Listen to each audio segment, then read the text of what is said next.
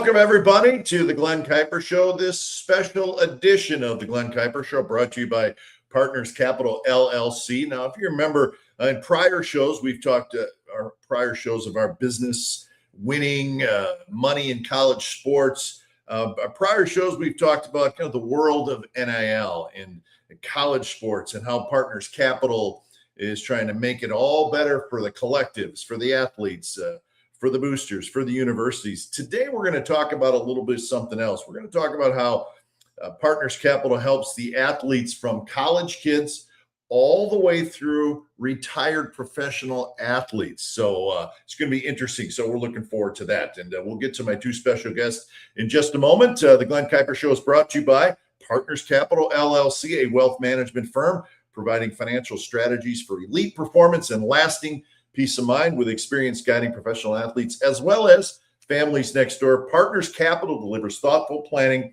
steady guidance, and a clear path forward. Partners Capital, your partner for a stronger financial future. Call them at 1-888-702-7743.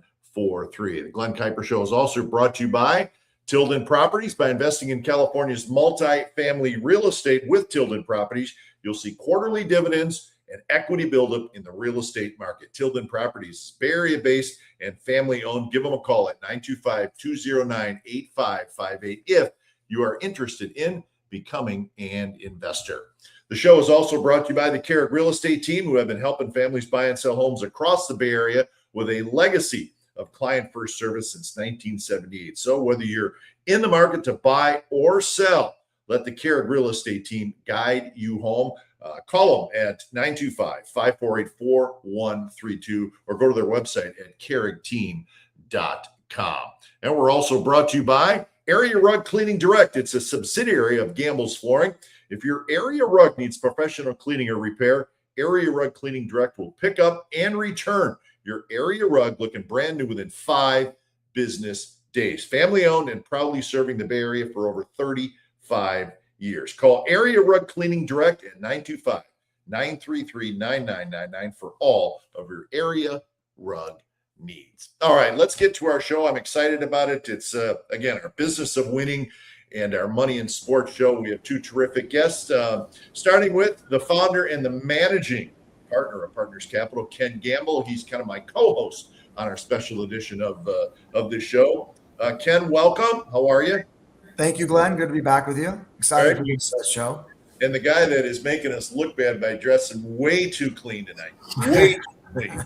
8-year major league pitching veteran. He pitched with the Brewers, pitched with the Reds. He's now a member of the Partners Capital team, Manny Parra, and a Northern California guy. Manny, how are you? I'm doing great. How are you? It's great to have you on. I know we've been Thanks for having me. Ken has been wanting to have you on.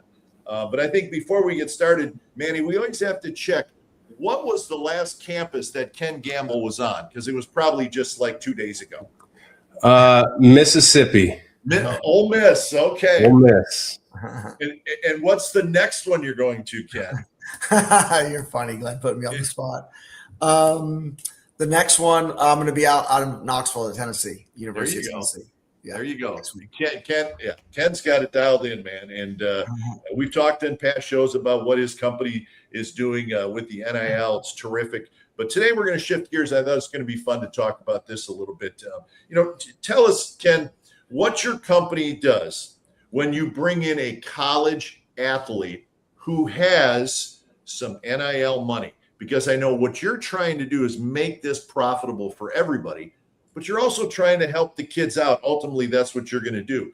So we're going to start with the NIL kids that have a pocket full of money. How are you helping them out? Well, as you know, Glenn, this started back 2.5 decades ago before NIL. My company, having originated in the Bay Area, that's my connection to Manny, in the mid-90s, was working with young high school kids that were being drafted. Back then, college wasn't paying, so some of the best athletes in the country were going straight to the minor leagues of baseball. Football is different. You had to go to college back then as well, but the best baseball players in the country just got drafted straight away. Now they go to college, which is a good thing, get their education, and they can get paid. And it's made college even more valuable in the eyes of the athlete, because again, they can get paid sometimes even more, in most cases more than the minor leagues, but also get an education out of it and mature and be ready to get to that big league level. So it's no different than we did back in the mid 90s when we started there in Walnut Creek, right there in your neck of the woods. But this time around, the college kids are getting paid, which is nice. They're a little bit older. They're not high school kids. And that's one of the reasons Manny joined us here and why we invited him to be on this podcast, having been a client of Partners Capital for 20 years during his career, now being an advisor, helping young athletes that were once in his position go through the process of college, the big leagues, and then retiring. But what we do is really just teach them how to get used to having money in their account. It's really that simple. You have to get used to having money in your account. And when you don't have money in your account, it's hard to know what to do with it. You see it, you think it's all the money in the world. And the first thing we do is just let it sit there. Just let it sit there and get used to it. Look at your phone, see it, and then put your phone down, and then go do what you do best, which is work out, get ready for the game, get ready, get your body in shape, get your mind in shape. And in this case, go to class, study for your calculus test or study for your science test or what have you. So it really starts as basic as that. But then, and we'll get into it more in a second here, but it really just educating them on what it takes to put a portfolio together, to manage money, to be responsible with your expenses. Just start there. You know, I've said it's on prior podcasts. It doesn't matter if they're athletes or not. When you're 19 and come into a lot of money that you're not used to seeing on your phone in these days. Back in the day, it was wait for your statement to come in the mail. Now it's on your phone. Just get used to having it and kind of learn the power of it and learn how to respect it, which is hard to do. All the things I'm saying sound easy, but they're not. So really just get them to understand the value of what they have and what it can mean over the next few years. So, Manny, what's the first thing you say to a young kid, a college kid, maybe even a high school kid who all of a sudden has a lot of money? And you know, you played in the big leagues. I'm sure you made good money. You saw guys make a lot of money. So you've seen it from amateur level all the way through a professional level. Well, I think ideally you're trying to get them to see the big picture ahead of time, which is really hard when you're that age. I was 19 when I signed, and you know, I signed for a decent amount, and I remember going to bed that night, closing my eyes and thinking to myself, wow, I could be on my own now, you know? And it's just this feeling of, you know, independence, success, but at the same time, listening to what this scout that drafted me told me, that this is just the beginning. And that's where it comes back full circle to thinking about the big picture and knowing that we got to look at this as a head start. You're given this opportunity to have a huge head start in life. You know, these guys that are getting NIL money, they got a scholarship most likely as well. So the school paid for, all that type of stuff is paid for. And if you can manage this money correctly, you can have a huge head start in life, no matter if you make it to the professional level or not. It takes the things that we were doing with guys when they signed professionally, and now it's almost like the minor leagues is starting in college in a way. Yeah, you know? I agree. Some different dynamics there. You know, I think one of the hardest things is probably being around all these other college kids who don't have, you know, everybody's squeezing by, and you have, you know, this huge opportunity. I'm sure that there's a lot of things that come your way that are kind of making you feel itchy to spend that money. Yeah. And you almost need to forget about it. Forget about the money. Remember why you're there. Remember what the goal is here, to get your education and perform on the field. But Ken, I mean, I think that's all good, but you're also running into kids who maybe, you know, come from a family that doesn't have a lot of money, and that has to be a tougher sell for you guys to convince a kid who, you know, maybe comes from the inner city, maybe he doesn't have a lot of money, and now he has a chance to buy things that he never imagined that he could have at a very young age. How do you get through to that kid? Yeah, that's a great question. It's also a tough one for the whole family to understand and embrace, because understanding the family, the parents, siblings put a lot of time and effort into their sibling or their son or daughter to get them there. What I mean by that is travel, AAU games, showcase baseball. That costs a lot of time and a lot of money.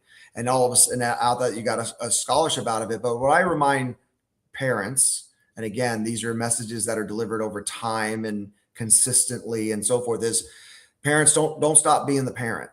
I know that seems obvious, but sometimes if their son came home and signed an NIL contract of $500,000, it's now all of a sudden the roles of the family can often be turned upside down. And and all of a sudden this young 19-year-old son is in charge of leading the way because he, quote, has some money. Yeah. And the family dynamics that make it through and have success, both managing the money and happiness in their family, is dad's always the dad. Dad's always the dad. We have a young client who was drafted in 1996. He did it the right way. He went on to have an incredible major league career. He's in his respective team's Hall of Fame in the city in which he played. And his mom and dad never stopped being their mom. And the client made plenty of money. And they're just now retiring from their jobs at age 65. And he's long been retired. Mm-hmm. And I sell that story a lot because if you can keep the family dynamics together, then everything will run into place. I'm not saying don't help mom and dad or siblings or what have you, but just keep the family dynamic in order. Understand, to what Manny said, that this money can, if handled properly, can grow, but it can also be used now for now expenses too. It's not about putting things away till you're 59. We got needs today. We got needs in two years, and we got needs in 5 years. So let's manage it with a plan. Let's all be on the same page and be careful and conscientious with it, because in 5 or 6 years, it can do a lot more for the family than it can on day one. I think that's the message that we need to be, and parents need to continue to lead. Don't let their son lead. And man, if you think about this, and this applies to anybody, but not everybody has the chance to get a lot of money in their pocket when they're 19 or 20-year-old athlete, right? That's what's happening now. But isn't it a chance, and really, Ken, same question for you, but it's a chance to start investing money at a very young age. Yeah. And isn't that like the really genius thing to do? Because not everybody has the ability to do that because they don't have money at that age. But man, if you have money at the age of 20, and if you can convince a kid to invest some of it, you're already rolling, right? Yeah. I mean, isn't that what it's really all about? Yeah, that is, like, again, it's a huge head start. Ken said it, getting everyone on the same page. I think the value of that is so important, so that the message has some continuity from all the people around you, agent, CPA, making sure that you have the people around you that are looking out for your best interests, right? Making sure that, I think you brought it up just a minute ago, understanding where they come from, what are their needs? Because every kid has a different need, right? So we need to understand, how do you feel about money? What does money mean to you? What is it? What are you looking to do with this money? Because you do have to find that balance between, being strict with it and like controlling it, or trying to be smart with it as much as possible. And then also having fun, right? Being able to have that balance in life, because you're going to have to figure out that balance at some point anyway. So it's just a huge head start in life. You learn a lot about it, about how, I think, the market having investments and thinking about how money works teaches you a lot about life and business and all the different things that come along with it, because ultimately you're going to find out that the sports industry is a business. Yeah. And the other thing I would add to what Manny said, Glenn. Oh, go ahead. I'm sorry, Glenn. No, I'm saying, but are we asking, and they have to do this, but are we asking these kids to become adults too early? I mean, I know they have the money and they're doing the right thing, but sometimes it just seems like, wow, we're asking, you got to learn how to manage your expenses. And, hey, I know adults that can't do that, right? Yeah, that's a great point. That's why the family dynamic needs to stay in order, because we're a team. Yeah. we're going to partner with the 19-year-old. He is an adult. We are going to partner with them and the family. But partnership means exactly what that word means, which is we partner. We don't do it for you. We don't do it for you. Hey, just trust us and come back and check later. No. Yeah. Investing should be made fun. It should be simple. It should be easy to understand. The industry that I say it all the time, and I'm not the only professional to say it. My industry, the financial industry, does a great job of making things confusing and making things complicated. Here's your report. It's 52 pages. Okay. We're not going to do that. We're going to keep it simple. I had a parent ask me at an SEC tailgate gathering last football season, what is it? What do we invest in? Like how do you do it? We don't know what to do. What do you say? I said, well, if you don't understand it, you don't invest in it. I said, do you get packages delivered to your door? Yeah. Who delivers them? Oh, Amazon delivers them. Okay. We own Amazon. We're going to buy stock in Amazon. What kind of phone do you have in your pocket? They're like, well, I have an Apple phone. Yeah, that's right. We're going to own Apple. Okay. Do you have Meta glasses? I mean, it starts there. Sure. And then it starts with, then we're going to own the whole economy. One kid asked me, what's the S&P 500? What is that? So they're engaged. I said, that's what we're going to invest in America. That's the whole economy. Keep it simple. I told a young player at the Southern Miss Western Kentucky New Orleans Bowl, he said he invests his money on it. I asked him, what do you invest in? That's the ultimate test. Sure. I don't know. Look at my phone or look at my statement. Check for me. No. What do you own? You tell me. And he surprisingly, he told me we didn't have to do that. He said, I buy Tesla. I said, that's great. You actually know what you own. That's awesome. You're in great hands. That's amazing. And he went through almost his whole portfolio. So I think if you make it fun and engaging and you make it easy to understand and you partner with them, we don't have to turn them into parents or adults at age 19.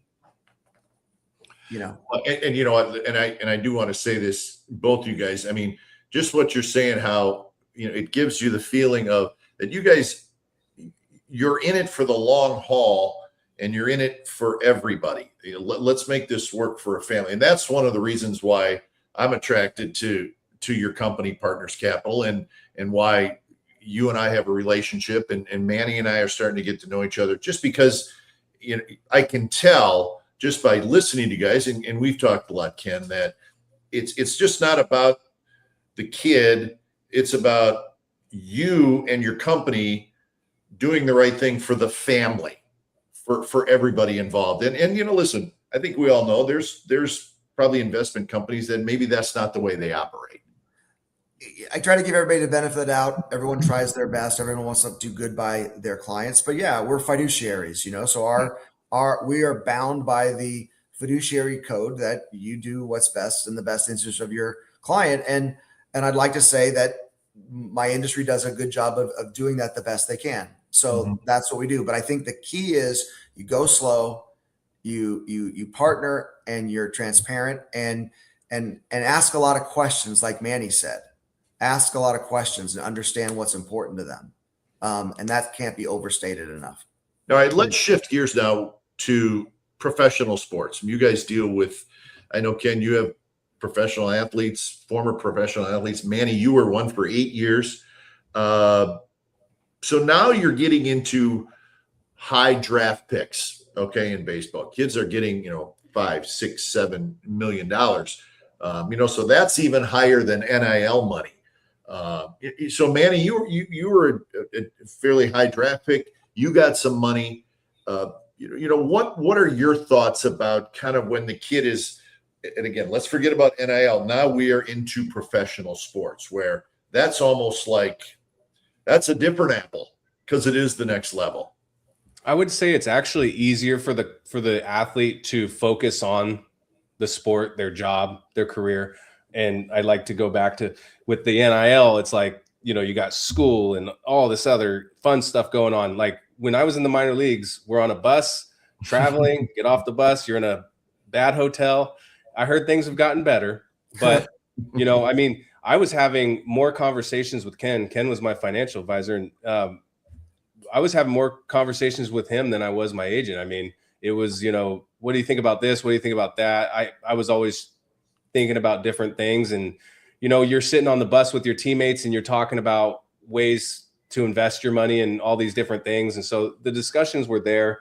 It was something that we were, talking about because, I think a lot of us hear stories of the failed athlete down the road who, wasted their opportunities. And so you have guys who really care about that stuff. Maybe they went to school for that. And we're having these discussions about money and how to be smart. What can we do with it? Also, I mean, in the minor leagues, it's rough going. It's really tough. And you have some teammates who are still receiving money from their parents, with the goal of getting to the big leagues now. And we're having discussions. Well, what are you guys doing? What are you guys doing? How are you doing this? Sharing ideas. But the number of discussions I had with Ken, and for me, the great thing was, I know he says, we don't take care of everything, but he was always there when I needed him. So if we're on the road and we couldn't be in front of, a computer or something to pay a bill, we're able to communicate with him, get something taken care of. Whatever your lease agreement, there's a lot of things that come up in the minor leagues where you're partnering with teammates to go in on a lease and to make sure you're not getting caught up if you get called up. So there's a lot of things that come into play with all that stuff too, besides just investing. It's so much more. It's everything. And there's more pressure, and Manny can speak to that directly. There's more pressure on these guys. There's people coming at you from different angles that, hey, I've got this investment opportunity. I've got this, I've got that. I got this coffee shop I want you to invest in. I've got, we want to start a foundation. There's a lot going on. And if you do it right in college, and I mean by that, get your team together, whether it be your agent or your advisor, your CPA, your financial people, you get to the big leagues and you've got a team around you. Yeah. Hey, it's so much easier. I would often tell guys, hey, just have them call me, have them call us. I'm not going to tell them no. I'll give them time if that person's important to you, but we need to make sure that it's worthwhile for you. And because oftentimes, and it's not always this way, but oftentimes they need your money more than you need to invest in it. And I'm not saying you don't do it, but you have to be discerning. And I don't blame others for asking for it. They believe in their opportunity and they want to make money too, and make money for their client who happens to be an athlete, but they're more in the spotlight. They're more magnified. And the more you can insulate yourself, the better. Doesn't mean don't do stuff. It doesn't mean don't invest in things. It doesn't mean don't learn and expand your horizons. We're all for that. Absolutely. Yeah, I would say having that buffer was nice. Sometimes if you're, you need somebody, hey, you need to go talk to my advisor, Ken, or in this case, talk to my advisor, Manny, have that buffer so that you don't have to, so you can keep your focus on the field and your training and your health and things like that. But Manny, if I got to believe, and listen, I rode minor league buses for 2 years in the 80s. And I can tell you right now, I was not thinking about a financial advisor. I was thinking about other things. I'm not going to tell you what it may be, but it wasn't about financial advisor. So, I mean, you doing that in the minor leagues, I mean, that's awesome. But that to me sounds like you were probably a little more mature and more advanced than some of your other teammates, right? I think not it comes everybody back was doing that at that age. Right. But again, that's why I say not the whole clubhouse is doing that. But you do have a group of people who, for whatever reason, mine was the way I grew up. I didn't have much growing up. And instead of thinking, hey, once I get this money, I can't wait to spend it. For me, it was like, once I get this money, how can I make sure that my family, we change the trajectory of my family, in the past, because there was a lot of, poverty and things like that. Like, here's an opportunity, don't waste it. That's the way my mind worked. Yeah. And I remember there was some, people around me who gave me great advice to, make some good decisions that really mattered. And at the end of the day, once I'm retired, I look back at that and I'm like, I'm just thankful that I was able to do that. I also think there's just more money in the game. And even in 2001, when I was drafted, there was enough money to where, hey, these opportunities are there. And like Ken said, you are getting approached by everybody. And you really do need to have that buffer that's going to say, be able to say no and just kind of bounce whatever it is. And because you're trying not to burn bridges and you're doing this and that. But I think having those discussions with the right type of people. I mean, Craig Breslow was one of my roommates, and I remember we had lots of discussions about things. He's a Harvard grad or Yale. Sorry, he'd probably be mad about that. But yeah, I mean, we had some really good discussions, and we learned from each other. And in the big leagues, I'm not going to say who it was, but we had a couple of guys who would have their computers open and they're trading in the clubhouse. Yeah, that's awesome. Hey. So they're interested. People are interested, and it depends on what their major was sometimes in college. And that's why we brought Manny. He's joined our firm because he was one of the more mature clients. And when he showed an interest later in his playing career about advising and helping players take the same journey he took and was finishing up at the time, it made complete sense. The other thing that someone like Manny brings to the table and why he's so valuable to the clients that he helps is he understands what it's like to be a player in the big leagues, even from a training and injury and dealing with coaches and managements and agents. And you'd be surprised, part of helping people make sense of their finances and their world off the field is knowing what it's like for them to be on the field. Yeah. I know firsthand, Manny questioned whether or not he should take the mound on a particular day because he was in pain. But you know what? You figure out, well, I'm 88% good. I'm taking the mound. Or, everybody plays hurt. When do you go to your trainer? When do you go to the manager? What do you say to the pitching coach? I mean, how do you navigate that?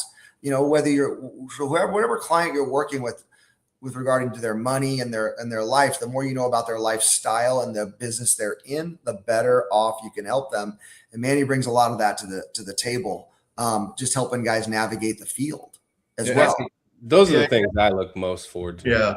Guys, how hard is it to convince maybe a young major league player that, listen, the average career length is, I don't know the exact number, but I know it's not very long. And we're talking about baseball. It's probably shorter in football. Yeah. NBA, I don't know the exact numbers, but still, not everybody plays for 10 years. Nope. That's right. So how do you, kids are feeling good, right? Rookie, first, second year, they're a pretty good player. Hey, this is great, but the chance of them getting 10 years is probably not great. How do you convince these kids of that? Go ahead, Manny. For me, it would be, well, look, I want you to always believe that you're going to have that career. Always believe it, regardless of injuries. Believe you can come back. Believe that the recovery that you're going to, because a lot of times this comes from injury. If you're talking about somebody who was a prospect, as you know, in the minor leagues, you kind of see the pecking order. And if you're at the bottom of the pecking order, I think in their minds, they're always thinking, hey, this is going to be a tough climb for me. They're like Brock Purdy out there hoping that they can try to make a move.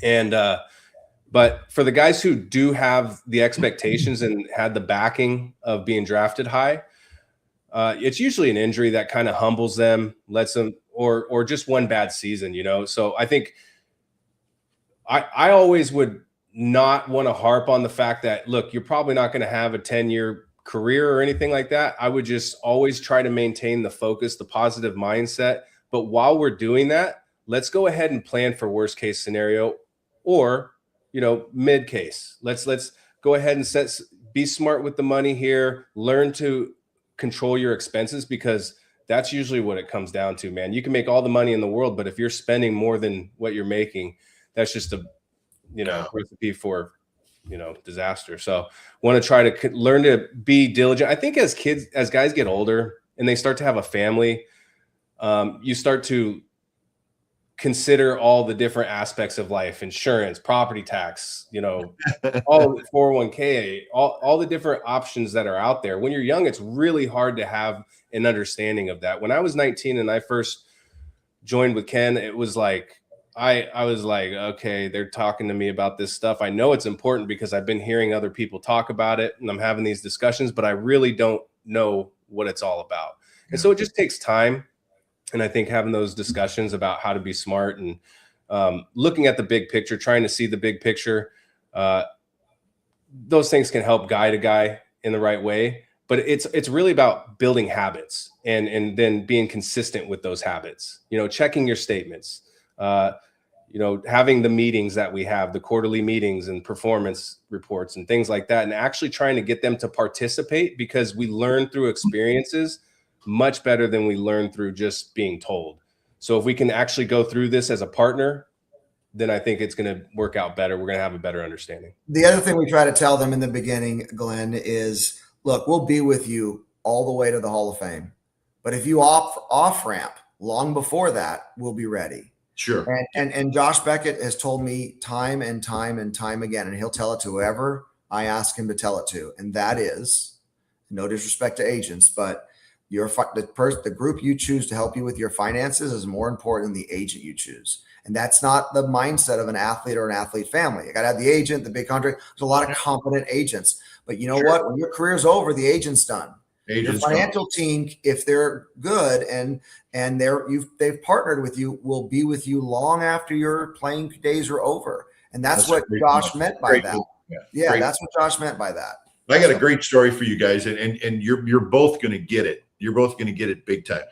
And I would never name the player, but when I was traveling with the team doing their announcing, I got in an elevator with one of the players, and like I said, we were on the road, and when the elevator doors opened, there were 13 people standing at the elevator waiting for this player to take them to lunch. Wow.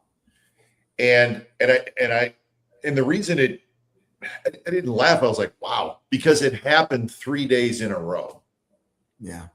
And the age from the people standing there waiting for lunch was all the way from a 10-year-old to a 70-year-old.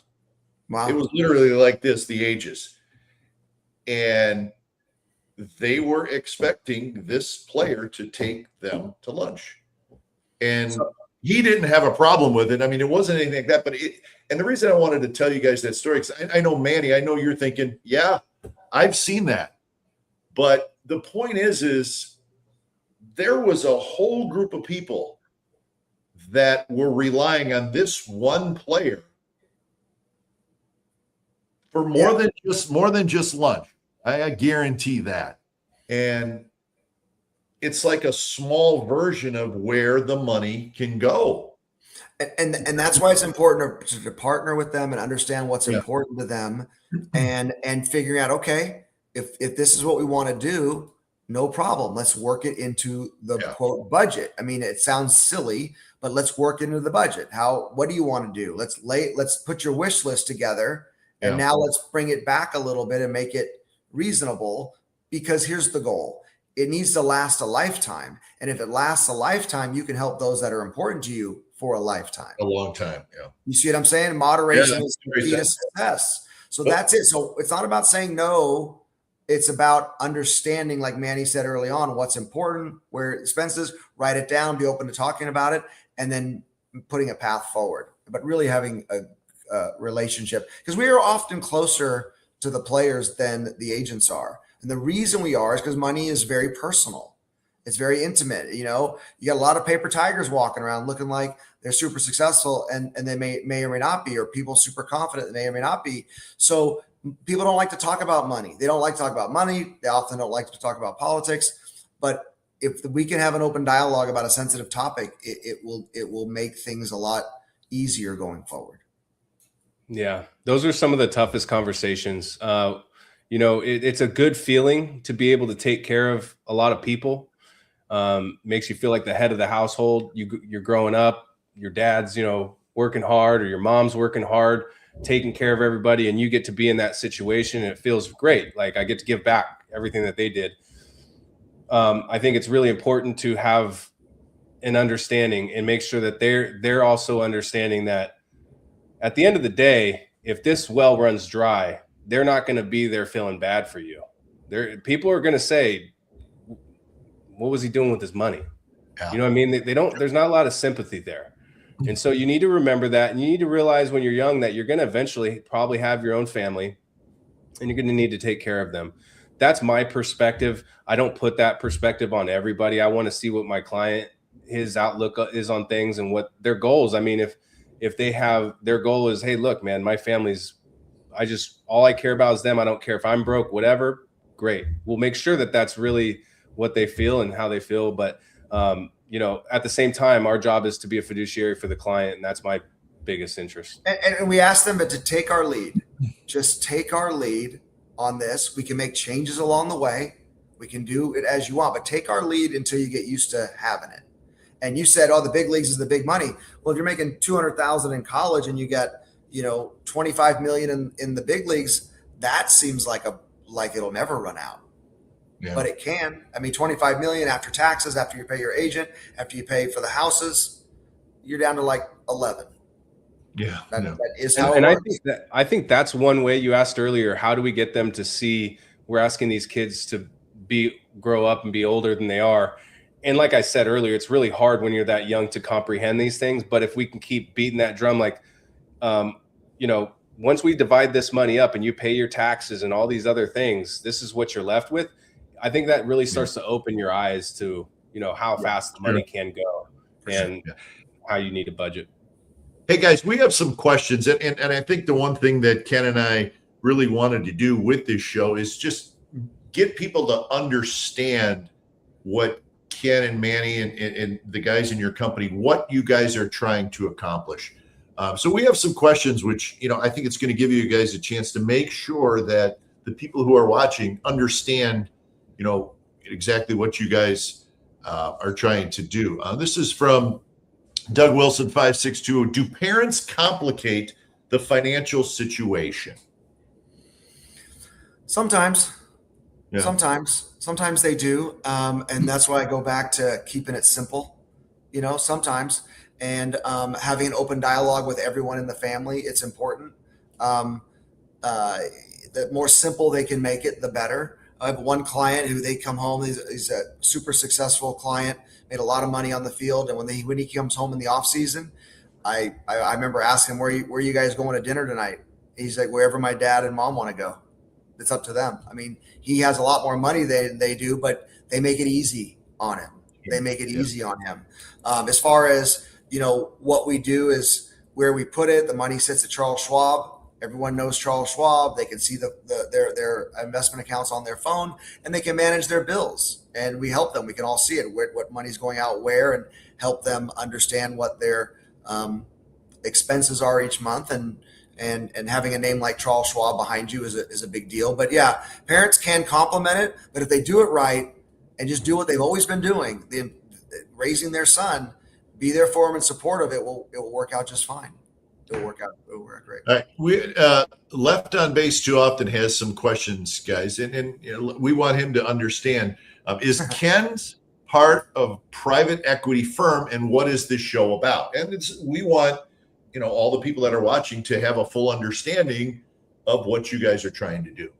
Well, we're not a private equity firm. Private equity firms are firms that take positions in companies. We are a wealth management firm, independent wealth management firm that specializes in managing money for professional athletes, but also high net worth individuals, business owners, and so forth. It's just over the years, we were referred early on to a handful of professional athletes. And then, like any industry that you work in, if you do a good job, you get referrals and it builds from there. But our first client on the Major League Baseball side was in 1996. But being originally from California, your neck of the woods, Glenn, out of Alameda there, having wine growers and winemakers, we're a wealth management firm. Now we do have our own debt strategy hedge fund, which is an alternative investment that we manage in-house with portfolio managers, but that's not private equity, and that's suitable for some clients and not for all.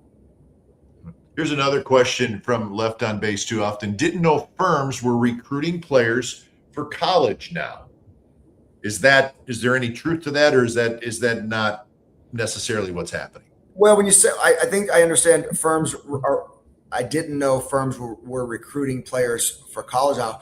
We don't, if you're talking about us, we don't refer them to go to colleges, but we do talk to them at colleges because most of them are not going to make it to the big leagues or the NFL or the NBA. It's like 1%. It's like 2% of all amateur athletes even get a chance to play in college in almost any sport, and only 1% make it to the highest level. So our goal is to work with those athletes we're referred to that might be making $50,000 or $60,000 a year, never have a chance to make it in the big leagues, never get drafted. Some do, but most don't. and if they can walk away from school, like Manny indicated early in this broadcast, with an education and a few bucks in the bank, 60, 70, 80, 90, $110,000, then they can start a business, or they can take their time figuring out what they want to do, or they can just be more thoughtful about their next step. But you'd be surprised. You would think a kid's going to the University of Tennessee, going to Arkansas, or even going to Cal, that they're going to automatically get financial advice for the money they receive. They don't. It varies from school to school. So some kids don't pay taxes on the money. They're 1099 to the money. Some are told to do that. Some have parents that help them get a CPA. Some have advisors, wealth advisors. Some don't. Some do it on their own. It's very much a hodgepodge. And so getting them some guidance early on is important. So we don't recruit to the college, but if there's kids at the school making a good amount of money, they need some help. Yeah, we're here to assist, be partners with the athlete and their family, make sure that they're set up and protected, and take care of them. Yeah. So that when they're done with, whether it's college or, having a professional career, when it's all said and done, they got money that's working for them and able to make, good decisions. We're there to help them make a lot of decisions, because they're going to be presented with a lot of opportunities and other investment opportunities. So, we're here to protect. That's what a fiduciary is. We make decisions based on the client's best interests, not our own. And like I said, for me as an athlete, I've seen the athletes who didn't have advisors, and I've seen the ones who did pay attention to it and focused on, trying to make good decisions. That's what it's about. It's not that the other guys weren't trying to make good decisions, but they didn't have the advice, or they weren't listening to the advice, whatever the situation was. And it's sad. It's really sad to see that, to have that huge opportunity in front of you, and then at the end of the day, now it's gone. And you have these conversations with these guys, and it just makes me feel sad, and it made me want to be involved. Because I consider myself to be someone of high integrity, and that's the type of person I want to work with, and somebody who's looking out for my best interest. So next up, you get we've covered the college kids, and we've covered the current players, and then you have guys that are retired. I mean, and listen, that's not easy. And I know Partners Capital, you guys have a fair amount of retired athletes. And listen, when you play a sport since you were 5 years old, and then you retire at 35, listen, there's a decent chance you may have you may be living a nice life with plenty of money. But the point is that's a difficult transition for a lot of players. I know a lot of guys who played kind of around the same time that Manny played. I'm friends with some of them, and they will tell you the first couple of years after being out of baseball was hard. It's just a big adjustment. And they've even said, I look back, I wasn't a great dad for a little while. I wasn't a great husband for a while, because you're so wrapped up into what used to be as a player, and now that's gone. I mean, Manny, I know guys struggle with that, and I don't know if you did or not, and I'm not necessarily asking you that, but it is an issue for players. No, it's something that I think is a huge discussion, and we talk about it amongst each other. I'm out here in Scottsdale, and there's lots of professional athletes, former major leaguers out here. And we have this discussion, and it is tough. It's your identity. We say professional athletes suffer 2 deaths, and one of them is when your career is over, retirement. So it feels like all of a sudden, what am I going to do with my life, and how am I ever going to reach that level of success again? There's the adrenaline that you feel walking into a game, 55,000 fans in the seats, and you got to somehow zone it all out and focus on making your pitch and executing and knowing the situation. The real world doesn't necessarily put you in those situations. It's different, and it's different, completely different. I mean, so then when you're done with that, and all of a sudden you're put out in the real world, if you came out of high school and you don't have that college degree to fall back on, now you're, do I go back to school? Do I go work for my friend's company? Do I work for my dad? Whatever the situation is, do I start a new industry, go into a new field like I did? It can be really tough. And my best suggestion is, listen to yourself, talk to the people who matter to you the most, and try to figure out what's going to fit you best. Don't force anything right away, but also try to be used to getting up and being on some sort of schedule, because, in baseball, it's so regimented for 8 months out of the year. I mean, it's, you know where to be at all times, and then all of a sudden there's nothing. And you feel like you're just like out here. Okay, what do I do? What do I do? So having some sort of regiment, some sort of routine is really important. And, those are the things that when I talk to guys, that's another aspect of what I can bring to the table, is how can you get through this transition? How can we help you? What are some of the income generating opportunities that you can come up with, or that we can come up with together, and see what's going to fit for you, and then, because most of the guys can't retire and just chill at home. And even if they can, I don't know how many really enjoy that. After a few years, it starts to feel a little empty. Well, I say, Glenn, all the time, life is a journey. Yeah. And if you stop, if you pull over on the side of the road and don't have anything to live for or have a journey to pursue, it's a struggle. That's why you can reach the pinnacle of the big leagues. I just wanted to get to the big leagues. I got to the big leagues. I wanted to make millions of dollars. I did it.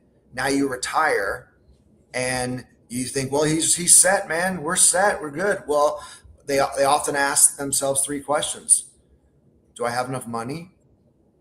Now what am I going to do? And what's my purpose going to be? And we talk to guys about trying to figure that out as best you can while you're still playing. Go into something for retirement. It's not that easy. It's easy for me to sit here and say it. Okay. It's easy for me to sit here and say it. And I understand that, and we'll give everyone grace, but we're here to help.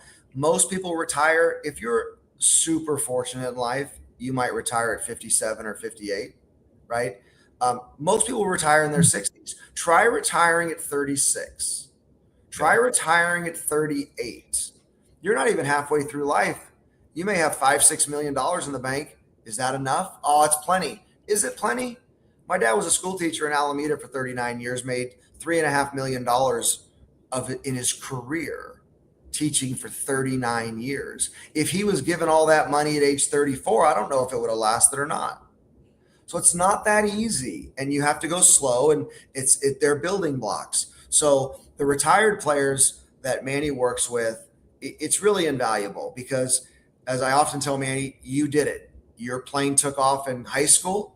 You flew to the highest levels of the big leagues, had a 20-year career between minor leagues and the big leagues, and now your plane has landed. And like he said, there's 55,000 fans not cheering for him now.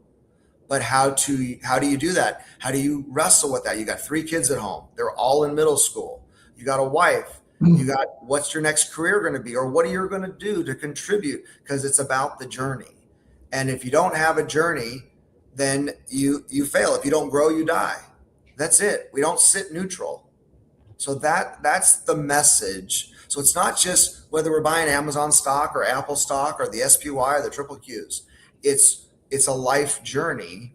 And Manny, we're proud to have him part of this firm, because he's lived that life for this segment of our clients that are in it right now. Hey guys, we got a couple more questions, and like I said, if people are asking questions, I want them to get an answer from you guys. Our Carino 5 says their clients probably comprised of former athletes, probably why they're on Glenn's show. Well, yeah, I mean, yes, but Ken, I don't want anybody to think you're not taking calls from non-athletes, because you are. You're a businessman, right? You know what I mean? Absolutely. This is not about former athletes or athletes now investing with Partners Capital. No, we have lots of clients from lots of different backgrounds. Yeah. I think I wanted you to be able to clarify that. Yeah, lots of different backgrounds. I would say, it's a reasonable percentage of our firm. But we have a lot of successful business owners, businesses, especially being in the Bay Area. Now I'm in Nashville now, but for 20 years we were in the Bay Area. A lot of Silicon Valley clients, a lot of tech clients. That's the epicenter of technology right there where you are. All right, we're here to help everybody. Yeah. One more question, Ken and Manny. What other investments do you recommend your clients, other than index funds, stocks, etc.? Real estate. The home that you have, right? That's the home that you have. You have to have it's all about a balance of of individual stocks, some index funds, real estate where you live. You have to have housing security. If you're renting all the time, you don't have the ability to control your housing costs. So real estate, but I'm not going to, unless it fits into the parameters and the paradigm of what we're trying to do with the client. Say you need 4 or 5 rental properties. They're expensive. They're hard to manage. Being a landlord's not that easy. We'll tell a player, if you want to entertain the idea of a rental property, let's get it close to the home that you ultimately live near, so you can go manage it. You can oversee it. It's a job. It's a work. But I would say real estate, try to stay away from the super aggressive or risky, if you will. Investing in a business that you don't know much about is hard and more risky than you think. Just try to stay as liquid as possible, and try to take time horizons that are 1 to 3 to 5 years, not 7, 10 to 20 years, other than your retirement account. But just keep it simple. If you don't understand it, don't do it. But I would say predominantly stocks, bonds, cash, and real estate. Simple real estate projects. All right, guys, final comment from Manny and then from Ken as we wrap up this edition of, we're calling it The Business of Winning Money in Sports. Manny, final comment from you. I think, being a retired athlete right now, I'm really looking forward to working with more retired athletes, helping them kind of figure out how to manage the rest of their life, because hits close to home. Rolling over the IRA or the 401k into your IRA, possibly utilizing the Roth, backdoor Roth, and in your lower income years, those types of things. One thing that I experienced, or not that I personally experienced, that I know other guys did experience, is when they retire, not only does their career end, but all of a sudden, like, the people who are in their corner, you start hearing from them less, and they're not looking out. It seems like you're kind of on the back burner. And for my clients, I want to make sure that they feel like they're still in the big leagues. With that being said, though, I'm really excited to work with the young next group of future athletes and helping them be successful. Just like what made the Major League Players Association so powerful and the strongest union was that we looked out for each other, the next generation. Instead of, sometimes we would make concessions for ourselves today, looking out for the next generation. I really appreciate that, and I'm really thankful for that, for the guys who came before me. And those are the type of philosophies that I keep in my mind. Ken, you got the last word. Yeah, I would just say, this show here is about what we do with athletes for that segment of our client base. But, investing in general, there's a lot of information out there. People are getting information from Instagram and TikTok and CNBC and Fox Business and this analyst and that analyst. And it can get a little confusing. Look at the market the last 3 days. The tech sell-off. Oh, we're spending too much on CapEx. That's not good. So we're going to dump the stock. Google came out yesterday, beat on all levels of their earnings and revenue and forecast, but because they're going to spend $200 billion on CapEx instead of $141 million, the stock sells off. It can be a wild ride out there. Keep it simple. If you don't understand it, don't do it. You should know what you own. And if you know what you own, you can make good, thoughtful decisions. And that's really what we bring to our clients overall. So, hey guys, thanks. I hope you enjoyed the show as much as I did. We had some people checking in with some questions. That's always good stuff. But we'll do this again very, very soon with our Business of Winning Money in Sports special show that we do here on the Glen Kuiper Show. Ken, thanks for joining us. Manny, thanks for joining us. And like I said, let's get together again in a couple of weeks. All right. You got it. Thanks, Glenn. All right. Thanks, guys. So Ken Gamble, the founder and managing partner of Partners Capital, and Manny Parra. Of course, we know Manny Parra in Northern California, left-handed pitcher. He pitched in 322 major league games over his 8-year career, and he is now a member of the Partners Capital team. So I hope you enjoyed it. A little something different. We do try to do this a couple times a month, throw something else out there. And it really all started with a lot of talk about the NIL now in college sports, which is just crazy. But it's also very interesting. So again, I hope you enjoyed it. We'll be back on Monday, and Monday, the Glen Kuiper Show is going to be our spring training preview, because the next day on Tuesday, the San Francisco Giants start spring training. So we're going to do that. And then on Wednesday, Shayna Rubin from the San Francisco Chronicle is going to be our guest. She covers the Giants for the Chronicle. So we're going to shift into kind of Giants gear big time because Tuesday is the start of spring training. So that's it for this special edition Business of Winning Money in Sports edition of the Glen Kuiper Show. Hope you enjoyed it. Let's check in with our sponsors one more time, starting with the title sponsor for tonight's show, Partners Capital LLC, experience guiding professional athletes as well as families next door. Partners Capital delivers thoughtful planning, steady guidance, and a clear path forward. So Partners Capital, it's your partner for a stronger financial future. Call them 888-702-7743. The Glen Kuiper Show is also brought to you by the good folks at Tilden Properties. Barrie-based and family-owned, Tilden Properties has been building investment wealth for their clients since 2008. If you want to be an investor in their purchases of multi-family real estate, then call 925-209-8558. That is Tilden Properties. And the show is brought to you by the Carrig Real Estate Team. For all your residential real estate needs, the Carrig Real Estate Team will guide you home. Contact Mike Carrig today for a free home sale or purchase consultation. You can do so by calling 925-548-4132 or go to their website, carrigteam.com. So thanks to the sponsors as always. Thanks to my guests, Ken Gamble and Manny Parr. And thanks to you for checking out this special edition of the Glen Kuiper Show. We'll be back next week. Giant spring training starts, and that is where we are going to start talking on Monday night and then on Wednesday night as well. Join us for that, everybody. Hope you enjoyed the show. We'll see you next week, and have yourself a good weekend.